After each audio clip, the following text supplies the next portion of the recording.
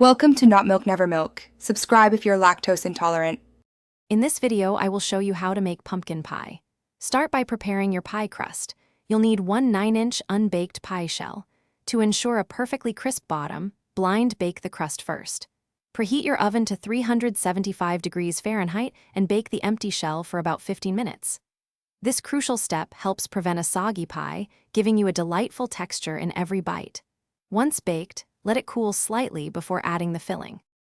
Now, let's create that rich, creamy pumpkin filling. In a large bowl, combine one 15-ounce can of pure pumpkin puree with your favorite pumpkin pie spices, like cinnamon, nutmeg, and ginger.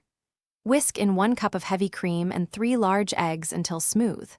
Finally, sweeten the mixture with 3/4 cup of granulated sugar, ensuring a perfectly balanced flavor. With your filling ready, carefully pour the smooth pumpkin mixture into your pre-baked pie shell. Place it in a preheated oven at 425 degrees Fahrenheit for an initial 15 minutes. Then, reduce the oven temperature to 350 degrees Fahrenheit and continue baking for another 45 to 55 minutes. The pie is done when a knife inserted near the center comes out clean. Once your pumpkin pie is baked to perfection, it's essential to let it cool properly. Transfer the pie to a wire rack and allow it to cool completely for at least 2 hours. For the best flavor and texture, chilling the pie in the refrigerator for several hours, or even overnight, is highly recommended.